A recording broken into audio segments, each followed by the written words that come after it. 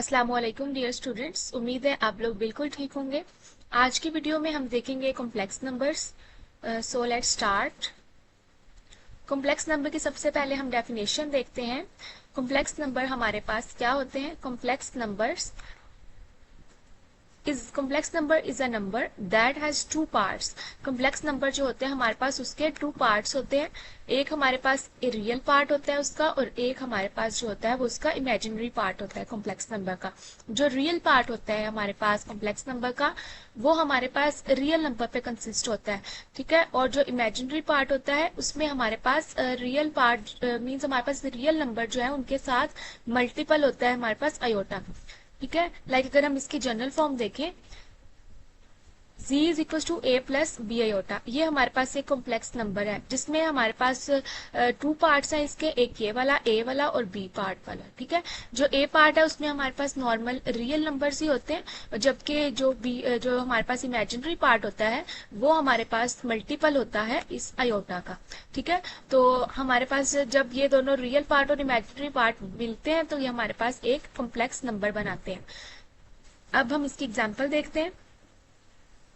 Example हमारे पास यहाँ पर पहले जब हम ऐड या फिर सब्ट्रैक्शन करें उसके लिए कॉम्प्लेक्स नंबर की हमारे पास जो एग्जाम्पल है वो ये है कि 2 plus 3 iota plus 1 plus 5 iota.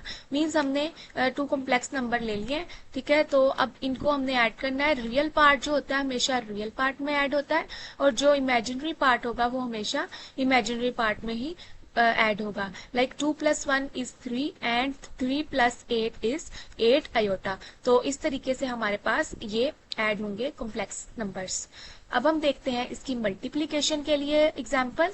अगर हमारे पास आ जाए 1 plus 2 iota into 3 plus iota, तो अब हम क्या करेंगे, फर्स्ट जो हमारे पास टर्म है वो सबके साथ यहाँ पे ब्रैकेट में मल्टीप्लाई हो जाएगी, एंड देन दिस 2 आयोटा जो है वो मल्टीप्लाई हो जाएगा इस टर्म के साथ, ठीक है। हमारे पास 1 multiply by 3 is 3 and 2 multiply by 3 is 6 iota, then 1 multiply by iota is iota, and 2 multiply to iota multiply by iota is 2 iota square।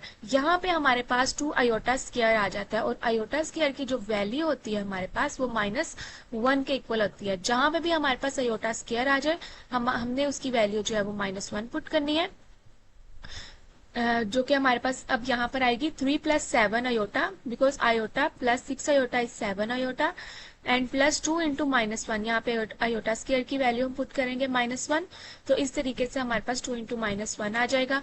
अब हम क्या करेंगे, 3 minus 2 that is equals to 1, means 2 into -1 which is equals to -2 होता है, then 2 -2 and this plus 3 is equals to +1 and then this plus 7 iota. तो इस तरीके से हमारे पास मल्टीप्लीकेशन के बाद 1 प्लस 7 आयोटा इसका आंसर आ जाएगा।